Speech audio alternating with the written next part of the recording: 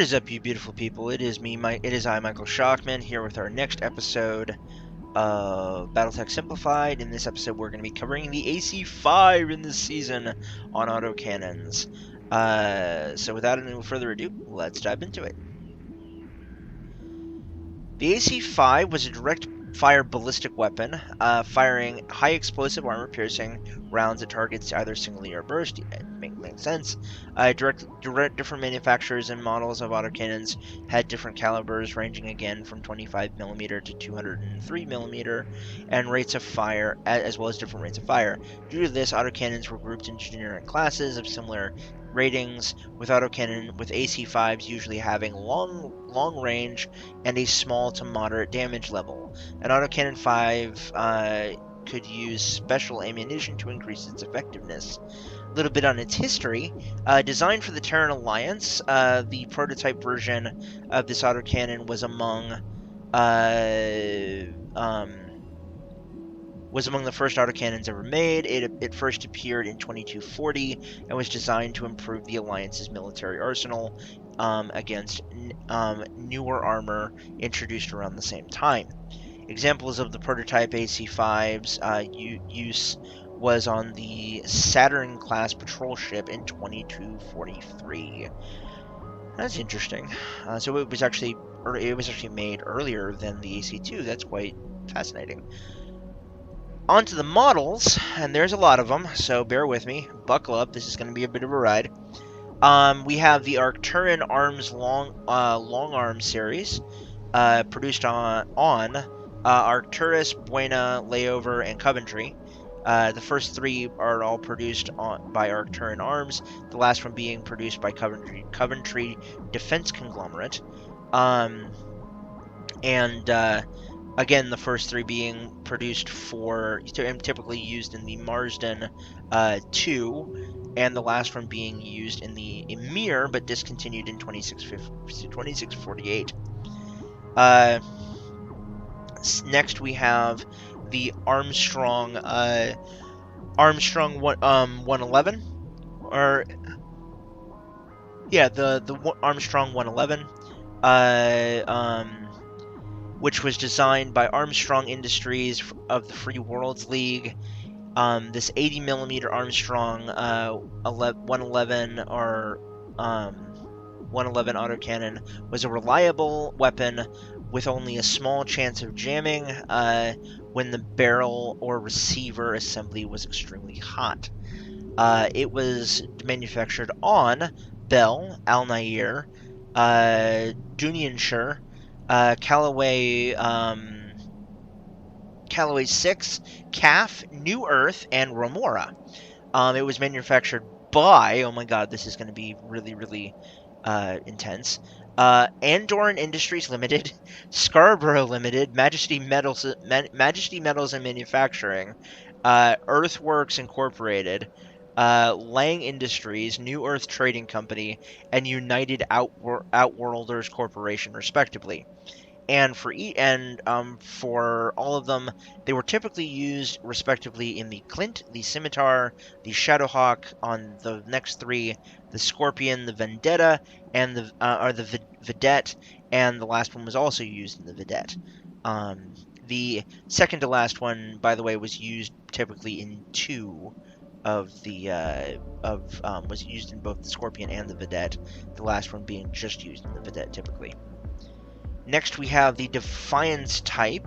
Not much of a history on these guys, but it was manufactured on Hesperus 2 and Ferrilo, both by Defiance Industries, and the first being used in the Sentinel, the Zeus, and the Overlord, and the latter of the two being just used in the Zeus. Next, we have Delian 5, manufactured on a whole bunch of different places, including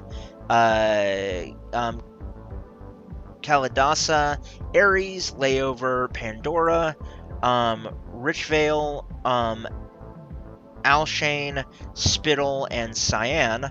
The first 5 of which all being done on the Quick Cell company, and the latter 3 each respectively being Joint Equipment Systems, Benson and Bjorn, and Hellespont Industries, and all of which were used in the Scorpion light tank. They were made pretty much exclusively for the Scorpion light tank. Next, we have the flak autocannon, produced solely by Loyalty Kirkland and are produced specifically by Loyalty Kirkland on Loyalty Kirkland and Nanking, and manufactured entirely by Callan Industries and used almost exclusively on the Partisan. And then let's see here. How many more do we have? We have a couple more. Next, we have the General Motors Whirlwind, famously mounted on the General Motors Marauder. This autocannon fired a 120 millimeter shell in 3-round bursts. It was manufactured on Alarion, Carlisle, Cahill, Quentin, Gibson, Marduk, Pandora, and Nanking Thermopolis. It was manufactured by, let's see here. The first two were manufactured by Bowie Industries. The third one was manufactured by General Motors. The fourth was manufactured by Independence Weaponry. The fifth was manufactured by the Free World's Defense Industries, Ronin Incorporated.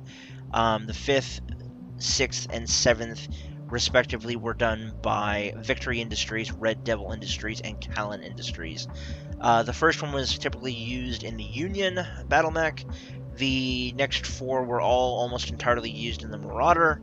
The last three, respectively, were used in the Wolverine, the Condor, and again the Wolverine. So that's quite interesting. Next, we have the Imperator Class A, carried by the Rifleman Imperator A autocannons, fired 5-round bursts. Manufactured on Luthien, Quentin, Hesperus II, Twycross, Pandora, Talon, Thermopolis, Ward, and New Earth.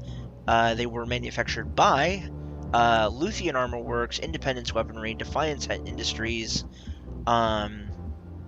Trellshire Heavy Industries, Red Devil Industries, Callan Weapon Industries for the next two, Ceres Metals Industries, and to top it off, the Hegemony Research and Development Department Weapons Division. And aside from the first one, which was made primarily for the Dragon, and the third one, and the last one, which were pretty much used for the Banshee, every single one of the other ones was made for the Rifleman. Let's see here. Some of these names are actually seeming very familiar to me. Next, we have the Mydron C, manufactured on Bithynia, Guicana, Quentin, and Talon. They were manufactured by, in order, Bithynian Ballistics, Yelfters Weapons Factory, Independence Weaponry, and Callan Weapon Industries. And they were in, the first and second were respectively used in the Urban Mech and the Partisan, the last two being used both in the Jaeger Mech.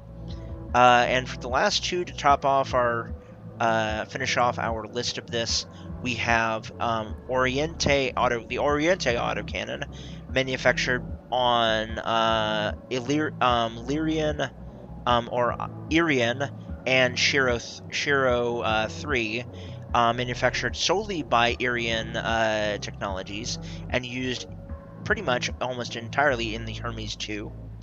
And then last but not least, we have the Pontiac Light Autocannon 5, manufactured within the Taurian Concordat.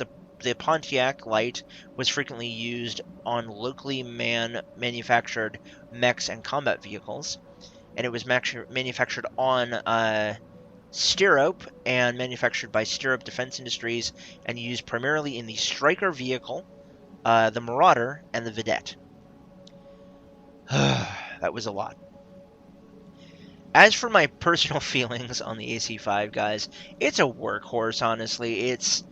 It's not quite as powerful as like the AC10 or, God forbid, the AC20, but good lord, it is available everywhere. You can find the AC5 on pretty much like almost all mechs. Almost any mech can use the AC5. I know that in the Harebrained Schemes game, The AC5 uses the same amount of hardpoint space as uh, um, the AC2. I believe it's either 1-to-1 or 1-to-2, or 2-to-1. I think it either uses one slot or it uses two slots, and I don't remember which one it is, but it's not very much. Ammo is very plentiful for it. It is a reasonably powerful, very readily available weapon, and is a workhorse of the BattleTech industry. So definitely enjoy using them, and they're great. So enough said. Anyway, ladies and gentlemen, thank you guys so much for joining me. Hope you enjoyed. Stay tuned for the outro to hear the spiel. And until next time, bye bye for now. Thanks for watching, folks. Hope you enjoyed. If you did, please be sure to like, subscribe, and ring the bell icon so you never miss an episode. Secondly, if stream bucks are plentiful, please consider supporting the channel either by subscribing on Twitch, pledging on Patreon, or by grabbing some merch over at the Shock Shop. The links to all of these will be in the About section and in the description down below. Again, thank you to all of our supporters for all of the likes, shares, and views. I really appreciate it, and without all of you, our work here would not be possible. I'm Michael Shockman, folks. I've been your host and commentator, and remember, keep it real, keep it safe, keep it healthy, and we will see you guys all again soon in the next one. Peace off, everybody.